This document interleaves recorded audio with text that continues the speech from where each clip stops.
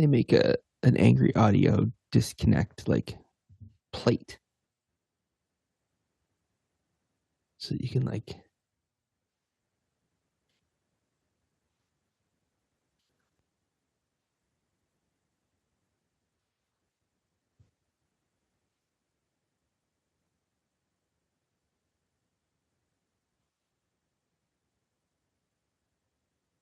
What did you say?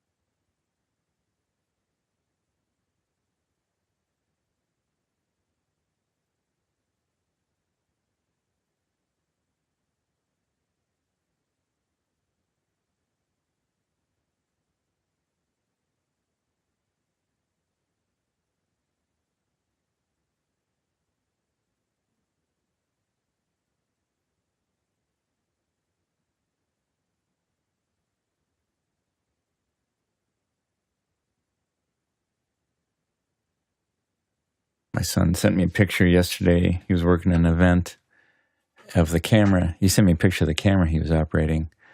It was a Blackmagic Ursa with a Canon box lens on the front of it. I've done that. Oh, really? The funniest one is we did just as took a picture of it. I don't think we used it in the show. We put a mic. You can put the micro studio on the back of if you get the B4 converter, B4 to MFT converter, you can stick a micro studio on the back of a box lens. It's pretty funny. It's like this giant lens with this little like tip to it. Yeah.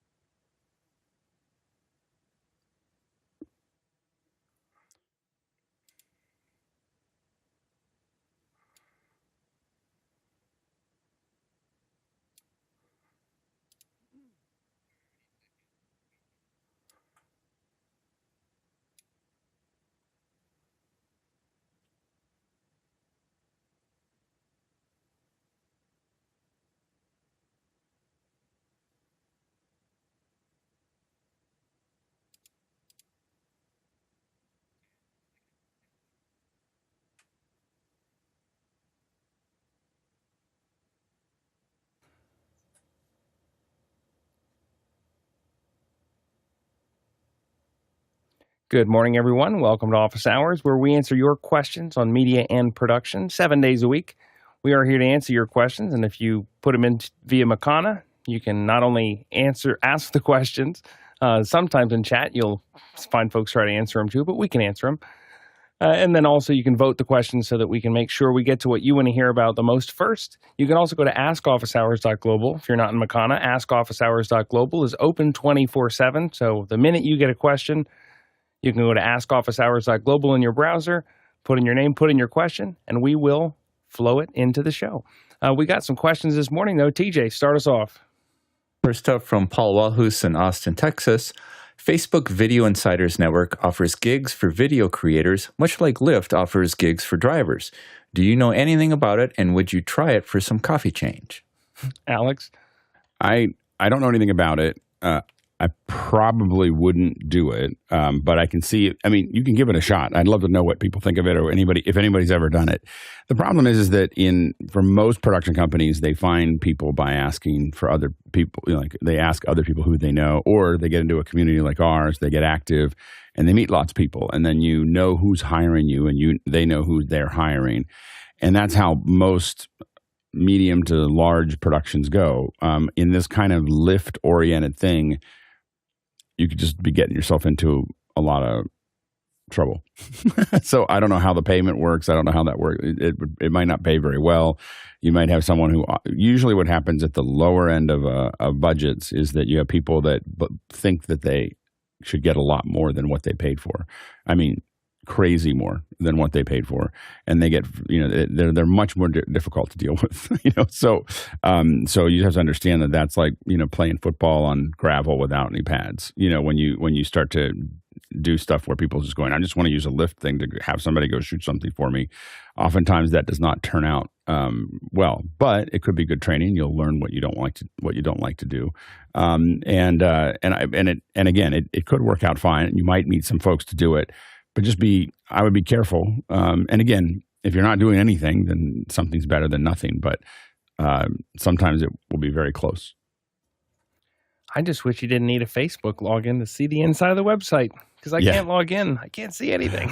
I have Facebook, but the idea of going to it all the time is not something that I've done for a long time. I mostly check into Facebook about once every couple months and go, and I go back to everyone who pinged me and go, sorry, I don't come here very often.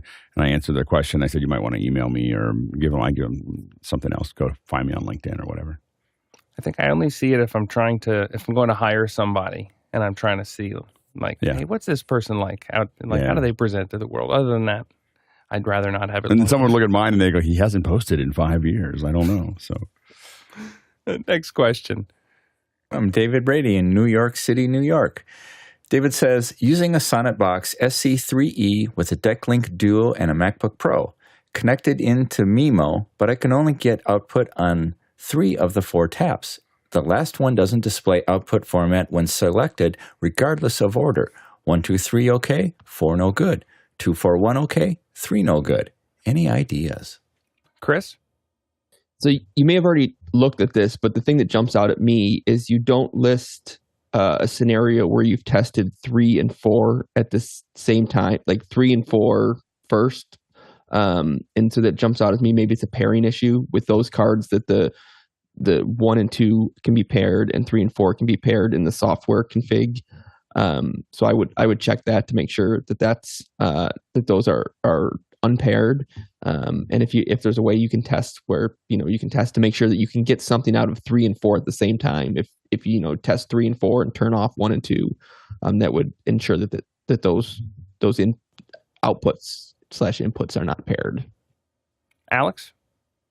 One thing I'm wondering is whether, for some reason, it's being seen as a monitor, because I think the maximum number of monitors for the MacBook Pro is 3. So I'm just wondering whether it's regarding those as monitors and saying, well, you can't go out to more than 3.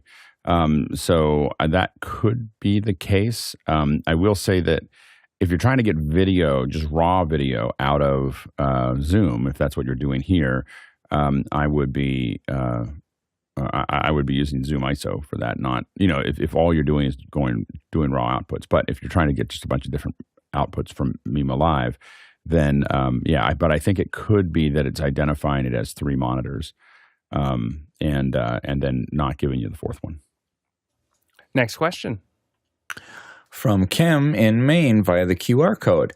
What app does the panel recommend to connect an iPad Pro to a PC as a second monitor? Thanks. Tony? The one that I've had the least trouble with is Duet Display. It works pretty reliably, especially for the PC. It's cross-platform, which is awesome. I actually started using it on the Mac first.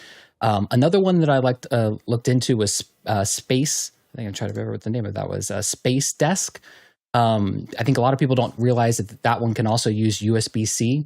I'm just curious if anyone else on the panel has tried that one. Samuel?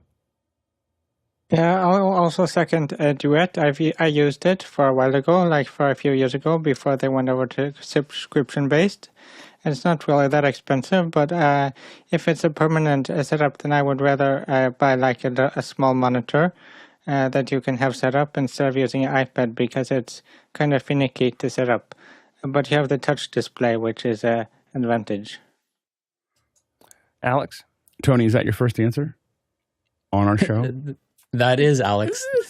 I know you're calling me out. Welcome. No, welcome. It was great. It was Thank you, perfect. sir. It was great. It was a good start. It was a good start. It was a very simple one. No, it was perfect. It was great. It's great to have you here. What do you do? I am a video director, producer, editor. So And where are you I've been based? doing that for many years. I'm based in Florida at the moment. Nice. Very good. Well, welcome to the panel. We're really glad to have you. Thank you. Panelists. Yeah. Next All right. question. From Gene J. Anthony in Skokie, Illinois. Gene says, how well do PTZ optics cameras do with events that have flames or a big fire? Anything special we need to do to make them work better for this? Thanks. Go ahead, Samuel. Yeah, well, the PTZ optics cameras and most of the PTZ cameras in this price range have quite a small sensor. So the challenge you get into is dynamic range when you have flames, because it will often, when it's like very light points and then very dark points, then it can't show the complete range of the brightness. So it will get it will get blown out. So you might have challenges with that. I've been in places where the PTZ optics cameras have been used, and if you have good light, then they can work pretty good. But if it's low light or kind of low light, then it starts falling apart pretty fast.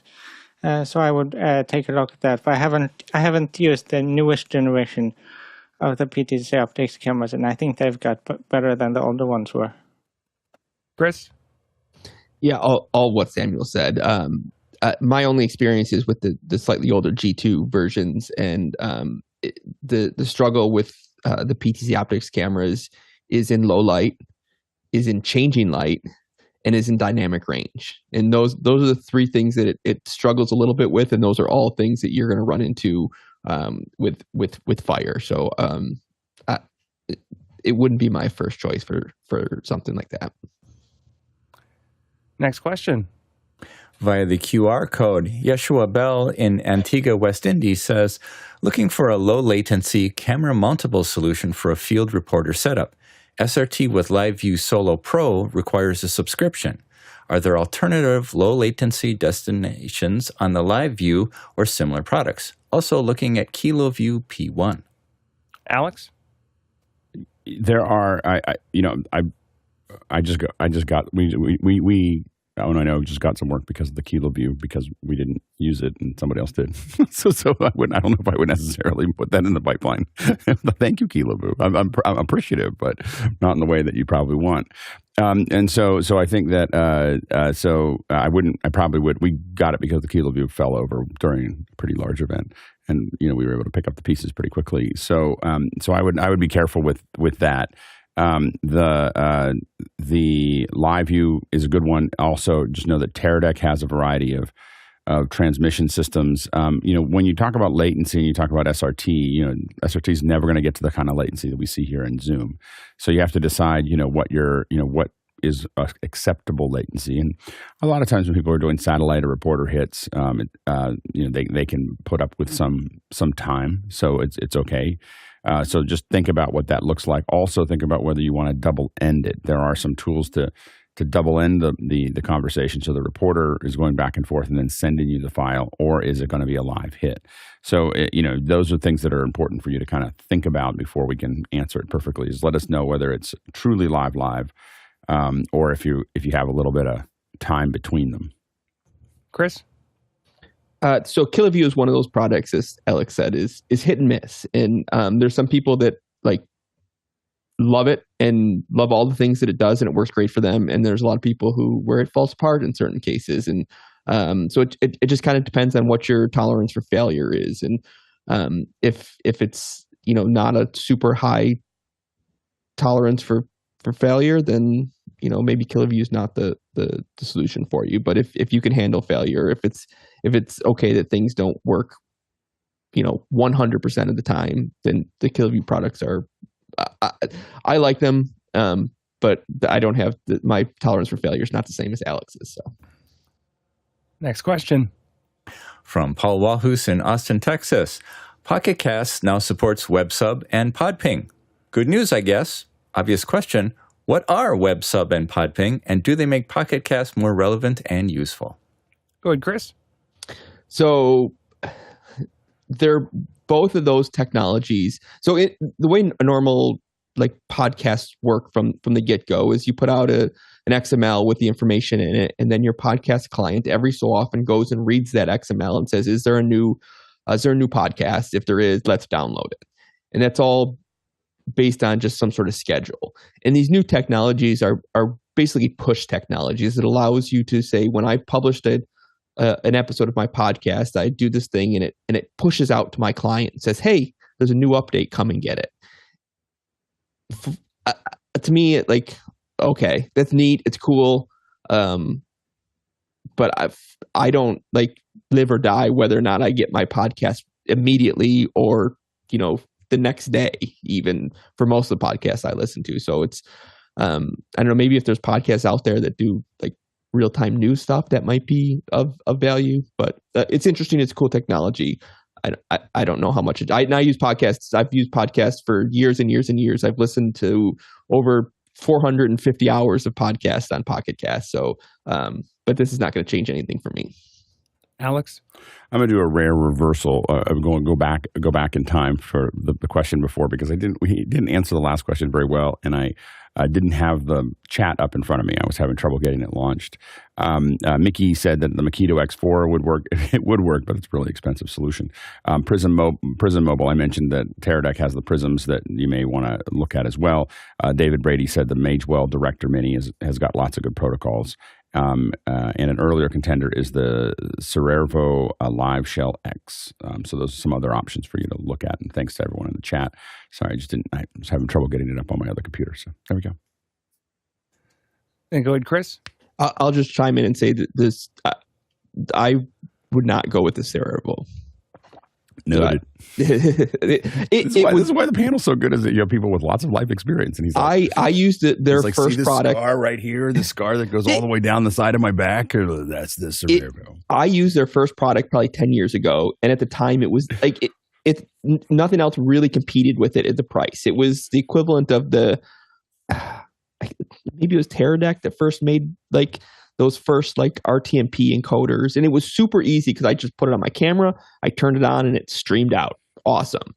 But it's a Chinese company, and the documentation and everything, it's just not. It would not be in my top of the list of recommendations. There you go. I did want to loop back to the Pocket Casts discussion for just a moment, because what I didn't understand was, is this just for distribution, or does this have anything to do with how podcasters can monetize? Because I am fully in support of whatever helps podcasters get dollars directly from their audience and allow people to contribute. Advertisers are leaving podcasts behind. We see it all over the place, and it's really tough because I depend on that for a commute. Office Hours has made it a little easier, but I depend on podcasts for commuting, for doing housework. That's my in the background stuff all the time. And if people make it easy for me to chip in, then I'm all about it. I think that it's nobody has a great solution right now. I think that's the real problem. Is for instance, Apple has, you can subscribe, you have memberships, but you can't do video. The best way to add value to a membership in an Apple podcast would be to add the video record of the podcast. but that's not available. Like, so you can't do that. And so you're just kind of like, okay. So there's, and you can do a lot of other things. So Apple has one solution. Of course, Patreon is probably one of the more popular ways to monetize those solutions. Memberful is what we use for Gray Matter. It's also what Leo uses for Twit. So there's different ways. But I'm not clear that the Memberful has been super successful just because it's a lot of red tape. And I think at mass, with Leo, with a larger number of people, it works well because it manages your people's access to Discord and so on and so forth. But I think that we just have to, I think podcasters have to keep on reminding themselves that I think that they've been sold most media folks have been kind of sold a lie that content is king, and it's not. Community is king. Content is the honeypot. When you go to a Metallica show, it's a community of 70,000 people that all like Metallica. That's why they showed up, And so the thing is that they came to that community. They may not know that, but that's what they came to see, is to see their, to be able to see their tribe, to be with their tribe for that night, and that band is the epicenter of that. But it's not about the content. It's about the experience with all these folks, with that group. And I think that thinking about how to build that out, and I don't know if I have all the answers of how to build it out, but what I will say is that the community is far more important than the content itself. And I think that, but that's not how, because people keep on getting told that content is king. They keep on getting hung up in that process. And I think it's really, they just think I can just put the content out and people will watch. And you can to some degree, but that's a really steep hill. And those people who watch it, they do feel connected, whether it's what we would call a parasocial connection, but they do feel connected to you, and that's part of why they watch. And what's interesting is the imperfections. It's the people like watching Mr. Beast because he's he is him. Like he is who he is. It's not that everyone's like, how does he edit his videos and how does he do the thing? He does it because he's just a fun guy that is really passionate about what he does, and that's what people are getting connected to. Next question. And what I think may be a Cochrane coming up from CJ Covell in Downingtown, Pennsylvania. Can you run a PTZ camera and software company from the suburbs? What? He gets the ball. He's running past the defenders. So yesterday we had Paul Richards and Matthew Davis, and then Mike Littermoser was doing TD for PTZ Optics on the show. And when I was doing prep for the show, I was shocked to find that they were my neighbors. Like literally, I'll go get coffee before the show, and their office is 300 feet from the Wawa that I get coffee at. So after the show, they were like, "Hey, you should come down and visit the studio and see it." And compliments to these folks. They run a really cool operation down there. I was in their studio playing with the software, seeing kind of their evolution from their Gen 1 cameras up to where they are now. And we're just chatting a little bit about vision and what they're trying to do with the Hive stuff, and just compliments all around. They're really cool folks. Alex? Yeah, no, I was curious what you were what the question was there. Like, what was it for? But it is interesting. With a lot of these, you find that there's pockets of if you're building something, it's where it makes the most sense to build it, especially if you're not having to show up somewhere. There's oftentimes there's no real reason to be in New York or LA or any major, like there's, I had a friend who, did all the effects for, and we'll see if we can get him on. I don't know why we haven't had him on, but did all the effects for, Alias, the TV show, and a lot of the effects for Lost and other things. And he lived in the middle of nowhere in Washington State, 45 minutes or an hour north of Seattle, and they would just FedEx him a drive. He would fill it with effects and FedEx it back. and that was the thing. So you can, if you figure out the model, you can work from anywhere, and definitely nowadays. And that was, 20 years ago. Now it's a much more fluid thing. So I'm not surprised that they can do it in the suburbs. It's really fun that they're right next to you. It feels like now we have to do other things and see. Yeah. I know. I wish I knew. And we'll only be neighbors for another 3 weeks. But oh, right. It's like, hey, like, neighbors, goodbye. How far away are you moving? I'm moving about 500 miles away to Cincinnati. Right. So the commute will be much. But I'm back enough for work that I could see. But Paul and I are going to have lunch. We were talking a lot, and we ran out of time. But we were getting along famously. He was a They actually worked for, I guess Paul's dad ran an AV integration company, and that's how Paul got into knowing about PTZs and everything, and then it kind of grew from there. It's a cool story. So just great people. Just want to say hi. Next question. Next up from Paul Walhus in Austin, Texas. NASA technology finds its way to our daily workflow. Would sync rovers be useful for production? And there's a link. The return of the tech briefs. Courtney's got us all thinking really hard about this site now. I just wish they would pick a typeface. Serif, sans serif, just pick one. But it's copperplate. It's copperplate, darn it. I think it's copperplate. It's not really copperplate. It's kind of here. I'm sorry.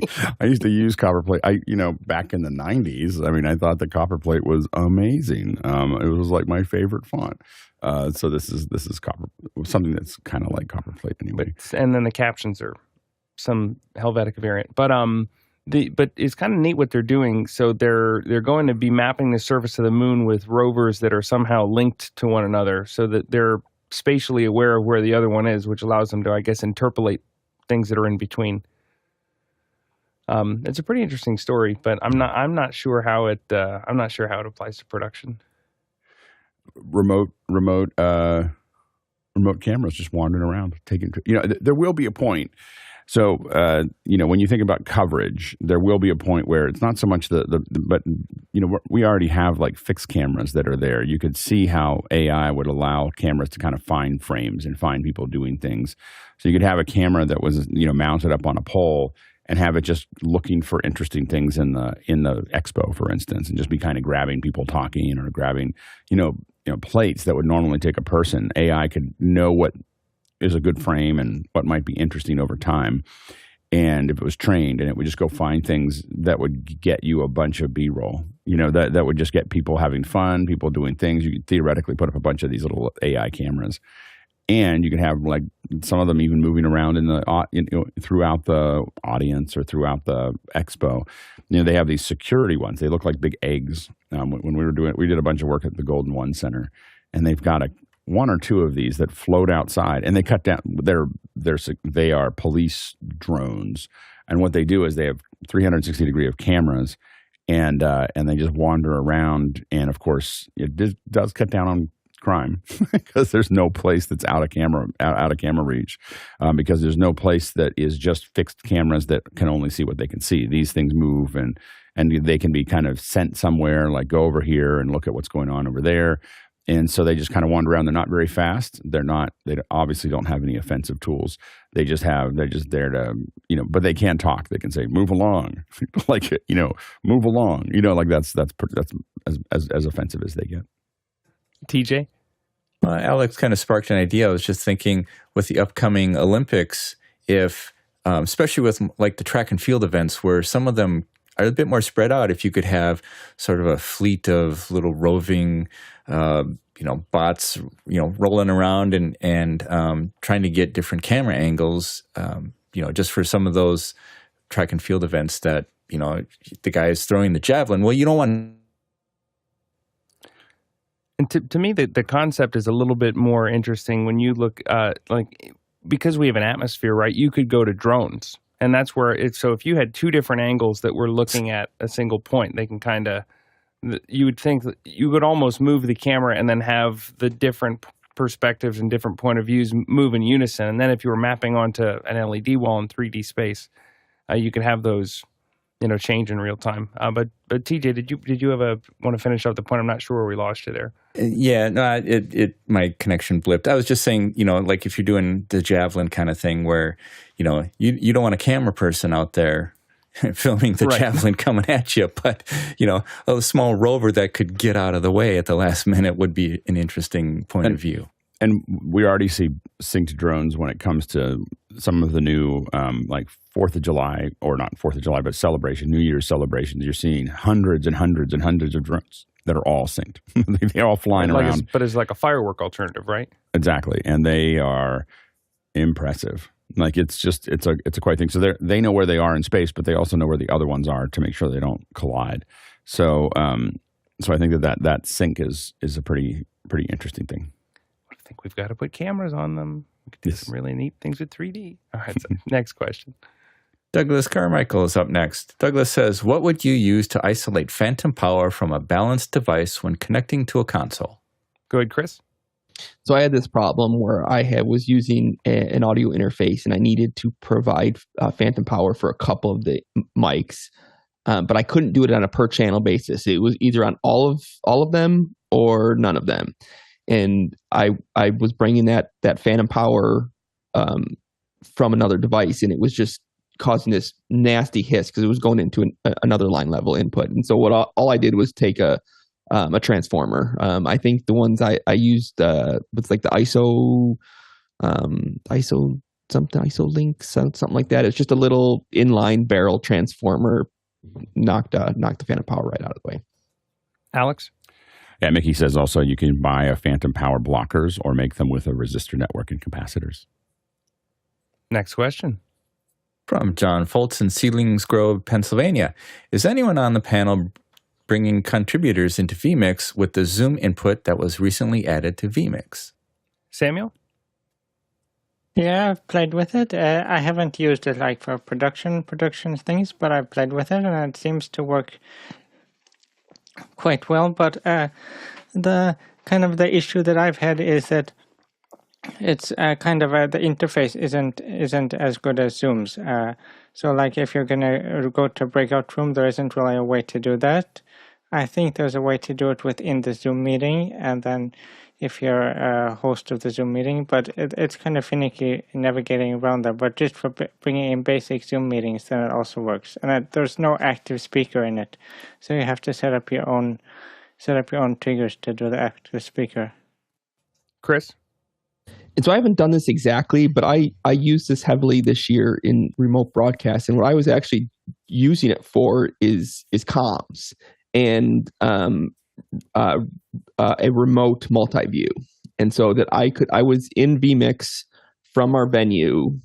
I had the vMix box at the venue with our broadcasters for baseball. And all the vMix box was stuff was in the venue. And through the Zoom integration, I would take the multi-view out of vMix, send it into Zoom, and back to me. And so I could log into Zoom. I could see that multi-view, and then I could use that Zoom communication channel to do talkback and fold back with our play-by-play, and it worked amazing. So for pretty much anywhere in the world, I could just log into a Zoom session and connect Companion via Tailscale, and I could do a remote broadcast. Next question. From Tonley Mobley in Noonan, Georgia. Planning for my new space, and one of the issues that I have encountered is that my setup is going to be close to my window, and I don't have as much space to go around to the front to make adjustments to the iPhone camera. Go ahead, Alex. Yeah, Tony, let us know what the dimensions of your room that you're building before we talk about whether you have enough space or not. We might be able to help you. Like if you tell us kind of what's on the different sides. The first thing that I tend to do with windows is to cover them up. So if I'm using I just don't want the window there typically. So I but as far as what space you have, one thing to think about is that sometimes you want to go at a 45-degree angle. It will create more space. Of course, as you know, the diagonal of that triangle will be longer than going straight, from one side to the other. So turning at an angle may give you more space to work with. So think about that as well. The other thing you may consider, Tony, is that if you were running your phone camera through a software like Camo from Reincubate, that gives you the controls over the exposure, the shutter speed. It gives you camera control from the Mac desktop app so that you don't actually have to get up to shade the camera. It's not using exactly the same technology as Continuity Camera. When you're doing the shading, you have to plug it in with a wire. But I've had pretty good results with it, so you might find that it works for you. Next question. From TJ Escher in Minneapolis, Minnesota. Is it more profitable for creators on YouTube to have viewers who see ads or viewers who subscribe to YouTube Premium? Like CJ, I want to support the creators I enjoy watching the best way I can. Go ahead, Tony. So I've thought about this a lot. So I was just quickly doing some back of the napkin math. So I believe YouTube Premium right now is $13.99 a month. Google gets 45% of that, and then 55% supposedly goes to the creators. So that would mean that roughly $7.69 is what would go to your creators. So if you look at that, that means you would have to watch 7,690 videos before it wouldn't make sense to have YouTube Premium for going to the creators. Because roughly, and Alex, I think you can help me out with this, it's roughly average is about, you make $1 in ad revenue per 1,000 views. I mean, that's kind of what it used to be. But another thing that I realized too is even on the YouTube Premium side, when you have the community aspect of it and you have that conversation going, that opens up a lot of revenue stream, for your creators. So it's not as much as like you're helping them out by paying the ads. It's how much you get involved in their channels, because I think a lot of that ends up helping them out more than just the ad revenue or the YouTube Premium subscriptions. Alex?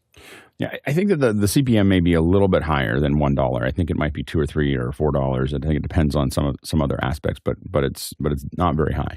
So it is pretty low as far as, and I think that premium. The bottom line is that premium's probably better, only because living with ads is no way to live. The ads are just I don't even know how people watch YouTube without premium. Every once in a while, I've changed my credit card and.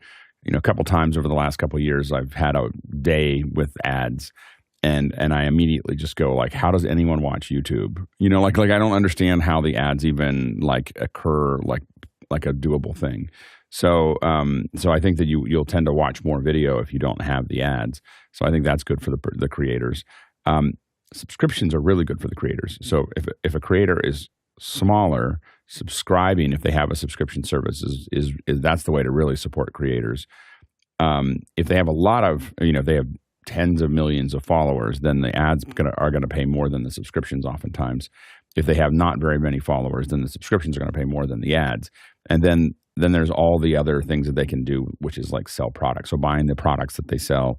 And if they build a good enough connection with their audience, they can sell products into that. I had this is long before YouTube. I started doing this thing called attention to detail, which is all I did is took a photo and I would just circle things. If you're a 3D artist, these are the things you want to pay attention to. And I would do this little attention to detail. I would do one a day, and it was a little 2-minute thing. This is probably 2001. And so we just put up, and it had to be in Flash because I couldn't afford the bandwidth to do it. And so it was a Flash output.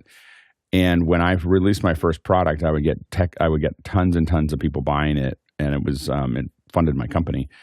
And most of them said, we just bought it because we want you to keep doing the videos. Of course, the worst part was I got so busy doing the products or fulfilling the products that I couldn't do the videos anymore. So that was the end of that.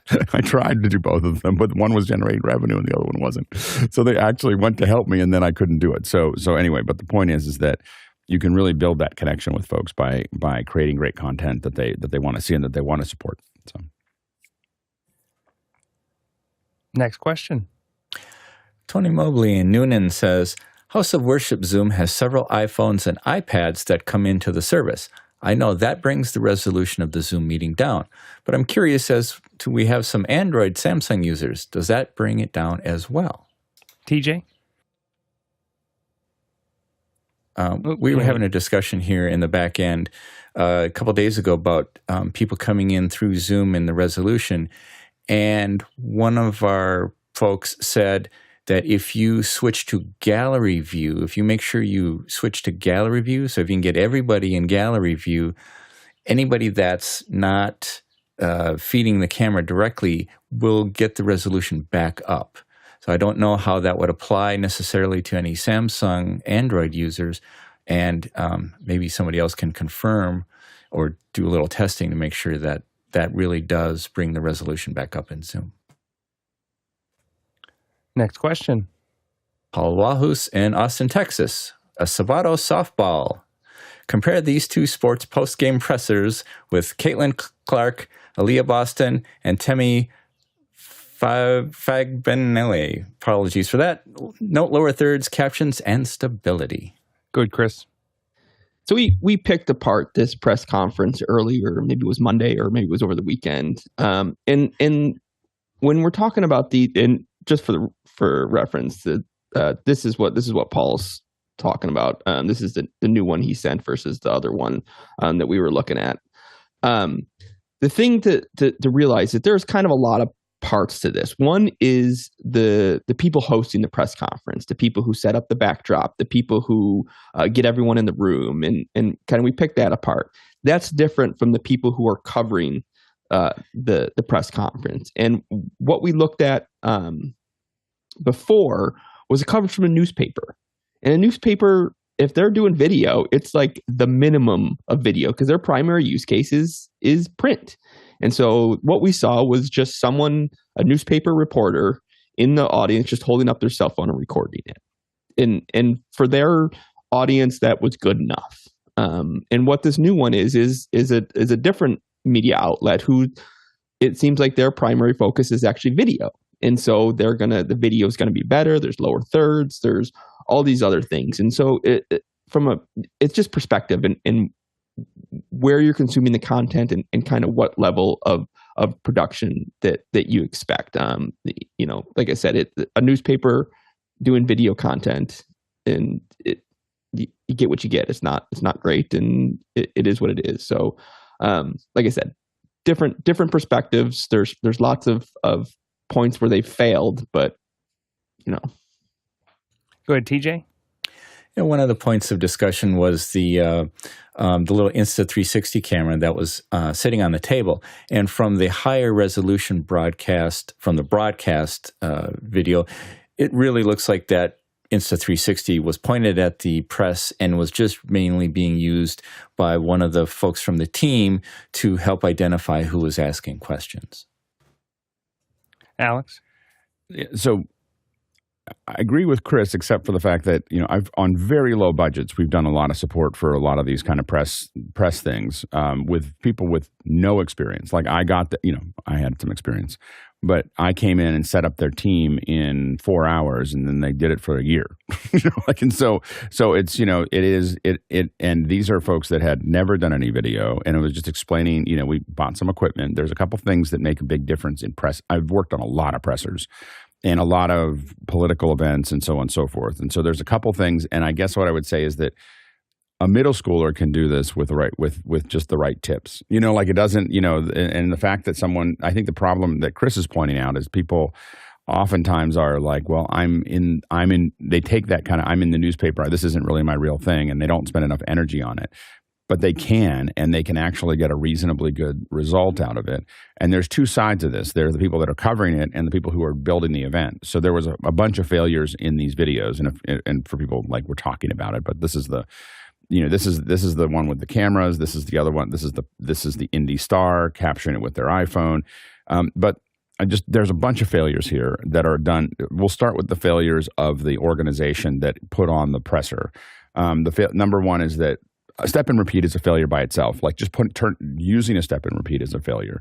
But because really in most of these, you could put two big logos up here and that's all you needed. Like it would just look so much cleaner and so much more refined if you didn't junk it up with this. This is just, I am old media. But this obviously needs, if you're going to do a step and repeat, it has to step and repeat enough to cover the background. So if you're going to put three people up there, you might have, the reason that this was done is because these are a little thing that rolls up. It's a little thing that you just pull straight up and you hook it to something, and that's why it's that width. It's like probably 5 feet. 5 feet's like the maximum that most of those are. But and if you don't have, here's the thing: if you don't have a step and repeat that's wide enough, take it down. Take it down, or put up another logo, or start rethinking your life choices. So the second thing is that this is unacceptable. Having them hold their mics. These are $8 mic stands that are required to do that. $8 mic stands. This is unacceptable for a presser. Like I would never let someone let mic cords hanging across the front. You just get a skirt and you go around it. And I get that this isn't what they thought. Someone wasn't thinking this way. But the reason we're talking about it is these are the things that you figure out. This is the stuff that someone should say, hey, hopefully somehow this video gets back to them. And they go, hey, let's never let this happen again. So we want to give them the tips of what they do to make it never happen again. a little note, by the way, is usually we use white tablecloths because it creates a bounce on the subjects. So it just bounces up. The light bounces up just a little bit, which makes it nicer. You want that skirt that goes around. It's really easy to add, and almost every banquet company that you're working with will have 100 of them piled up in somewhere. And even if they're wrinkly, they're better than this, right? This is just a lack of control. You would never, like, if I was sitting there, I would just tell that person, you can't sit there. I don't care who they are. I don't care if they're from the president's office. I'd be like, hey, you can't sit there. You can't, that's not a place that you can be, and I get that they would have said, well, but I got this thing. And I got like, yeah, no, you should have asked her before. And a lot of this, again, comes down to, hey, we're going to do this, and having a conversation that 3 days before the event that we're going to do these things. And I'm trying to put these out so that when people, I'm not expecting the people who did this to know these things. I'm hoping that the video shows other people watching it that these are the things you want to think about. So that's all, then the other thing you have here is I believe both of these are just, yeah. So you hear that, you probably can't hear it, but that's just someone's mic picking up the speakers, and that's unacceptable. There's what we call a mult box. And a mult box is you've got a box, and it's got a bunch of outputs, and we send our audio to it, and you put it into your camera, and now you have a good feed as long as no one has a ground loop. So otherwise you get a little bit of a buzz. But that is, the way to manage that. Now, also, the other thing that really makes a difference for a lot of these is that you can get these recorders. Blackmagic used to make one. I think we've got a couple other ones that are out there that you can record a bunch of little things on SD cards. And we used to use the Blackmagic one. And for a long time, it was useless because it only did HEVC. Now it does H.264. And we would just hand them the press as they left. These are, little SD cards. And we would just hand them the record. That's our clean camera with our clean audio. Everything's all there. If they want to post it, it's all this. It's a perfect shot. They don't have to bring anything in. If you reliably do that over and over and over again, they'll stop bringing their cameras. They'll stop bringing everything. They'll just come and show up and know that they get a video. We would also post that video to an FTP site, let people download it, and send, post where they can get the link for the press so they can just download it. The other thing that you do is we would give them SDI taps. So you just have a convenience panel. Do not use your router for this. You use the router, but don't let the press actually touch your router. So you have a convenience panel, and you'll have 20 outputs of that convenience panel that's in, SDI. So if they bring a little recorder, they can just plug it in. Again, the first time you do it, no one will use it. Don't say, well, no one used it, I'm not going to do it again. Telling people it's there, every single presser, you'll just slowly see people start to bring recorders instead of using their cameras, and it slowly just pulls all that pressure away. If you're handing them a record, if you're giving them the ability to record it, if you're broadcasting it out, those all things reduce. And part of it, the reason that we did it was to reduce the chaos that comes with the press. So the idea is that the less that they're all trying to shoot something, the more we can just have a good presser, and we have more control over quality by getting them to stop using their cameras. A handful of press will always be like, I'm the press, I have to use it all. But the problem is their director of their TV station or whatever is there is going to complain about the fact that their cameras don't look as good as everybody else's shot. Like, why does this doesn't look as good? And that's because we were using Super 35 sensors. We put our camera in the best place that you could possibly have it. We didn't share the riser, the press riser, with everybody else. We do a whole bunch of things that make our camera shot 20 times better than your camera shot. And basically that just kind of withers away everyone using their cameras. But it takes time. Like, it's not something you do once. You do it every week for, or every thing for a year. And at the beginning of the year, everyone's doing it the way they did it before. And by the end of the year, they're not. Because they're lazy, and they have a limited amount of, not lazy, but they have a lot of things going on. And if I take that away from them, of them having to do it, and you're reliable, you miss it once though. You don't have that output. You don't have the things you did. You don't have the records. Everyone will bring their cameras back the next week. So you have to take it seriously, but it really makes a big difference. And again, when you have the biggest basketball player in women's sports at the moment, you should figure it. That's the hard part. I get it when you don't have that, but when you have that, take advantage of it. Like take advantage of that process and make sure that you're giving her the respect that she deserves, but also you're getting the respect that you deserve by having her in your sphere. Chris? Yeah, I just to kind of follow up on some of that. I just want to make sure that we're kind of understanding that there are, multiple entities here, and like to take the blame. When Alex said like no one should have, should have allowed that computer. Someone should have said, come up and take that away. The person who should have done that, I'm pretty sure, is the person who owned that computer. So that's more of a case of them just not knowing what they're doing. Yeah, no, I agree. And again, if it's that person, then they should have again make better life choices. It's just like, but hopefully someone sends them this video and they just realize how dumb that looked, and how disrespectful it was to the players for them to make it a circus. Like, there's a certain level of respect for the players that we want to bring to that. And again, I will agree that it can be low, but I've seen high school crews do this better than what I saw here. I mean, considerably better. Yeah, no, it was rough and on multiple fronts. And like I said, I just want to make sure that we're understanding that it's like there are multiple layers and mistakes on multiple people. And there's some of the stuff that the people that put out the video that they can't fix. Like there's nothing that either one of them could have done to the fact that the step and repeat didn't expand. I will say I blame the organizer more than anybody shooting the videos. Like yes. I think that the videos, they're doing the best they can. Your job when you organize a presser or a political event or whatever, you build the environment that you want it to be covered in. You put everything where you want it to be. You're driving how people cover your event. And so I would lay obviously some people are using a phone, some people are using whatever, but almost all the blame when a presser doesn't work is on the person running the presser, because that's a level of discipline. That's a level of production quality. That's a level of all these things. And when you work with a big team, I've worked on a lot of stuff with big, NBA and NFL and so on and so forth.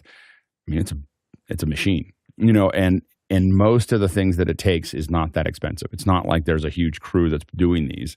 They've just got what they need to make that work. So, next question.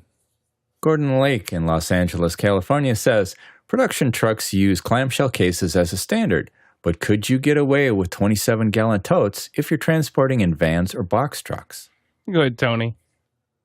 So without knowing exactly what you're transporting, if we're talking camera gear and all that, there's a reason why people go with Pelican or Nanook cases. That's to protect your gear, not just the simple foam inserts in there. They're waterproof. They're easy to carry. They have their cases, but they're durable. They're made to be, to go through a production, for years on end. That said, prop department, sure. I see those a lot on set, if you need to throw a bunch of stuff, especially Duvetine or whatever it is in those cases.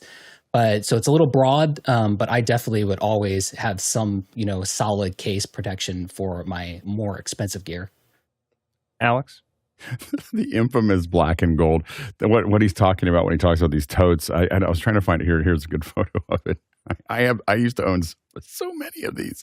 We didn't take them on production, but we did take them. We used them in the office to move things around. So this is what he's referring to here is these totes here. These are, I don't know if these are 27 gallon, but they're like $10 each, and they stack really well, and they all go into each other. And so when I was moving offices or we were moving a bunch of stuff, it's really easy to go to Lowe's and buy like 20 of them and put a bunch of stuff in them. We see those as Tony said, we see those a lot with catering. We see it with non-production people tend to use those totes to bring stuff in, whether it's folks that are putting out the point of purchase, the catering, that's where a lot of those, we see those totes go. The problem is they don't have wheels, and so it becomes a lot harder to move them around individually, especially if you start to fill them up. You're going to need something to put them on, pallets or some kind of transport. And this is where things like these totes is where almost all of us started. I mean, my first jobs when I had to go to Moscone, my office was only a block and a half away from Moscone, were egg crates and totes like this. And we were on a catering cart and we just kind of moved everything over there. And for a pretty big job, for a pretty big company. But fortunately, no one saw us actually go in. The next level of that is you start to do that for a little while, and people use suitcases, they use all kinds of things. You can always tell where people are in their progression of production. And so the first step is they've used these totes and they've got all this stuff. And then the next step is that they, after that, is that they start getting cases, Pelican cases. And so they start getting Pelican cases. And first they get Pelican cases that are lots of different sizes for whatever they needed. And then eventually they go to 1650s. So there's a lot of 1650s that everyone uses to put everything in, because they all stack together and you can put them in the car and they're the right size and they're the easiest ones to work around. Then they start getting road cases. You know that someone has a truck or a van when they move to road cases, because as soon as you have a truck or a van, the problem with Pelican cases is they're hard to E-track in. So E-track is this track that goes down the side of your trucks, and it's got these little locks on them, and you're going to want to cinch them up. So you're going to have these ratchet straps that you're going to cinch everything up. And as you build your truck, you go every layer. You want to cinch it to the E-track on the side so that nothing moves, because things move and your truck falls on the side. So anyway, so you cinch it, but you move to road cases because the Pelican cases are really hard to E-track or to cinch up, you know. And so then and the road cases have their own wheels and they all stack on each other and they're big. But the reason you don't do that at the beginning is until you own a truck or a van, or until you're using a truck and a van, a road case will kick the bejeebers out of your van. Like if you're using like a Dodge Caravan that I have, you don't want to put road cases in it because it'll destroy the van. So that's because it's designed to defend itself, right? So then, and then they move to production trucks and they just come in with a production trailer. First it's a production trailer. I never got to the production truck. I got to the production trailer, which is like 24 feet long, and it's got a bunch of stuff all built into it. But that's the progression of where someone is in their production area of what they're using as they kind of keep going up that. And some people never get past the. I spent a decade in the Pelican case thing before I moved to the road case thing. So it's not like you do it every year. It takes a while to get to the size that you want to do. But that's you can use these. Again, the other issue is you just have to understand that all of production and all of life is a confidence game, and whether people have confidence in you or not. And if you show up with all your cameras in a case like this, if they are clients, and especially if they're other production people, they'll make a bunch of decisions about how good you are. Whether you're good or not, they're going to make a bunch of decisions about it if it comes out in all this kind of weird way. If there's a big, like I've said it before, in production, you just don't want to be weird. You just want to have things come out and look like they belong. And the more tightened up you look, the more your clients and the more other production folks feel like you've got things under control, whether you do or not. Chris? I've got about 30 of those black and yellow bins surrounding me in the garage right now. But I'm guessing since he asked this question, he's struggling with the concept that like the Pelican cases are expensive. And so I just thought I would put out there that if you have a Harbor Freight near you, Harbor Freight sells what they're called Apache cases. And, for a fraction of the price. And they don't have a ton of sizes, but you can get it's equivalent to the Pelican 1550 for $60. And I use a handful of these Apache cases because they're cheap and they're not as durable as Pelican case, but they're for the price that they work great. And it looks like you can still airlift them in. They can just strap it right to the front and come on down. Sorry, next question. Aaron Giancarelli from Flagstaff, Arizona says, for live events, what brand of video switchers are used by the professionals and why? Alex? It depends. I mean, professional, if we define a professional as someone who gets paid to do what they're doing, you see a very wide range we see vMix showing up at events. We see TriCaster showing up at events. We see a lot of Blackmagic, constellations at events at this point, especially at events.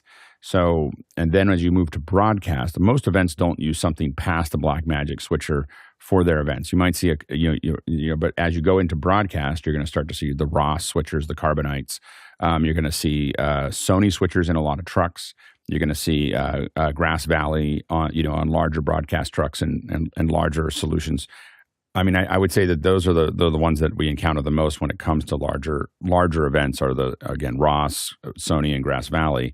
A lot of events. Still, to a certain level, a lot of them are using a lot of Blackmagic stuff. It was not something that we saw a decade ago, and now it's just that from a cost-effective perspective, they can do most of what they need to do with the Blackmagic switchers, and so a lot of times you see a lot of them. They're oftentimes used as glue. They're not even using them. They're using them as kind of like nice routers, for that they can do transitions in lower thirds and other things on them, and then they still are delivering that. You may see a constellation that's delivering video to a Grass switcher, like that's doing something that they needed to do on that process, but yeah, those are the ones that you see for a lot of different switchers. It just depends on where they go. Again, you have to look at what is the mission and what do you need. I think a lot of people overbuy their switchers. And David Brady mentions Panasonic. I started with a Panasonic. I had a 450. That was my first big switcher, and that was like $26,000, I think, for that thing. And it's with the panel and the controller and everything else. It was very difficult to load things onto it. So, but I think that you should look at what you're doing. What I see mostly, not always, but a lot of folks in the medium tier of production will overbuy. They'll get a Grass Valley for their production area, and oftentimes. The hard part is you have to also think about how long will it take me to train someone? How large is my talent pool in my location, and what are they going to know how to do? That's the real challenge is can you staff it? And a Grass Valley and a Carbonite and a Sony, those are all much higher end switchers that take a lot more training to be good at. And so you just have to know where you are and where that talent pool looks. Next question. By the QR code, Gabriela Echcesa Mestiera from Sault Ste. Marie says, Alex talked about all the things the machine can do for a TD on a show.